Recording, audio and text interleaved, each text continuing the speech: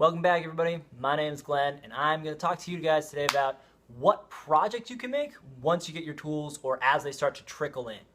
So to start off, I want to start with some easy projects. These are going to require 1-2 tools at most. To go from there, and then we're going to work on to the tools that are the projects that require more tools and the ones that have to build up to. So to start off, great project to start with. Doesn't require really that much, and even if you want to start with just some chunks of wood you find in the backyard or random sticks you find. So the first project is a wand. Now, a lot of the times people don't think of this as a utensil, maybe it's a kid's toy. Either way, you can also use this to stir some stuff. So it does count as a utensil. It is mostly just for kids playing, but here is a super simple version of a wand. You can start building up your skill on getting into these neck joints, making it so that you can get different designs in, practicing on just wands, and they're easy to give away. Then if you want to do something a little more advanced, you can use some other tools, wood burners, and you can make yourself a really advanced wand. And that really only requires just a knife. You can get 90% of it done with a knife, and you get 100% of it done with a knife if you want to put in a little bit of extra work. Me personally, I use a hatchet. I'll take a log, I'll split those out, and then I'll chop them down. Then I do all the refining work with it. But if you have a smaller piece of wood to start off with, or a thicker knife, you can do all of that with your knife.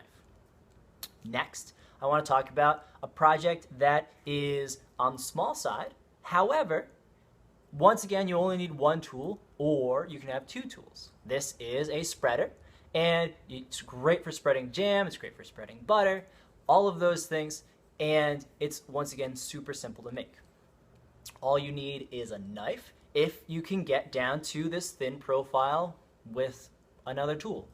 Or you can, if you have a thicker knife, I mean. Or it requires two tools. You have a hatchet, you have a knife, and you're perfect to go. Along with those two tool projects, we have spatulas. Now these spatulas, they are really easy to make. All you need is a hatchet and a knife, and that project is, once again, pretty simple to go. Now we're moving up from the small projects where you easily to work in your hand to a little bit bigger projects. So those spatulas, those spreaders, they have that gap between them.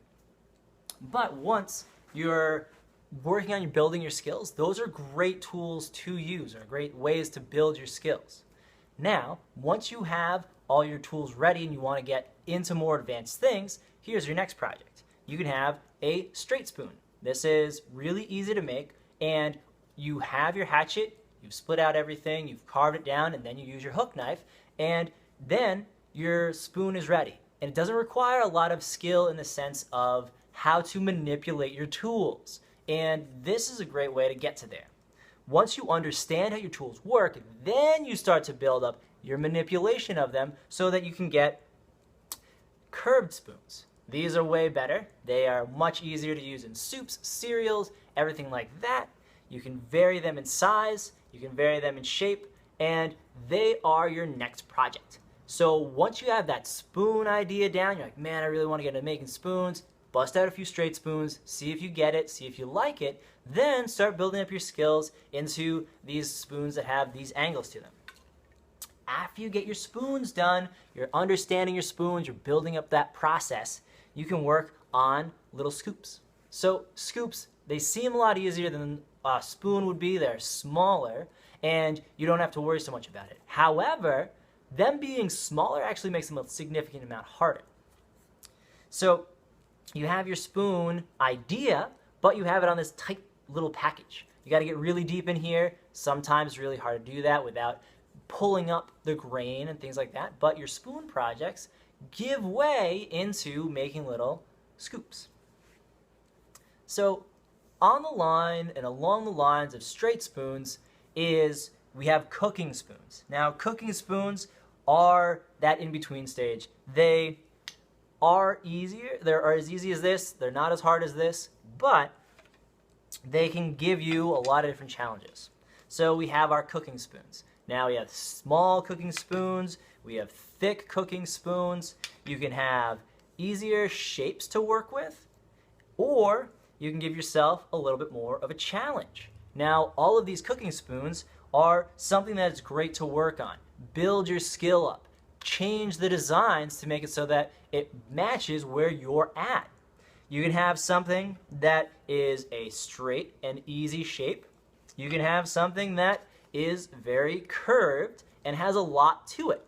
So these are both cooking spoons, but that category is extremely wide. Along with that, you can have something that has that easier shape where you have that easy shape, bam, right here. However, you take the more advanced route to it. And those all give you those different opportunities. Do you like to make something that's really round and smooth? Or do you want to make something that's more angular? Has those different planes, those different long facets to them. So you have the options, and your choices and the way that you like to carve can all vary and move to fit those styles. Lastly, the harder ones, the more requirements, the projects that are going to take the most amount of focus on your part are along the lines of ladles. Now, this ladle is made from a bent branch. Bent branches, A, are harder to find than straight chunks of wood, and B, a lot harder to work than straight chunks of wood. And that just requires a little bit of thinking on your part and a little bit more practice with your tools and an eye for how to use the wood. But it lets you have a lot sharper of an angle. See how much this bends? You can't get that. This is really working a straight piece of wood. This is really working a straight piece of wood. But see how much smaller it is? There's not a lot of tension on here. But if I want to get something that can really get down in there, you've got to find a straight, or you've got to find a bent branch, and that gives it a lot of extra strength. So here are your projects, and next video, hopefully, fingers crossed, it was going to be this video, but it took a little bit of time. So with that, next video is going to be on how to make blanks or even just section out the wood so that you can get these projects. What it requires, how you set up the piece of wood, how you chop out the blanks, how you saw them, and how it can all be brought together in that first step.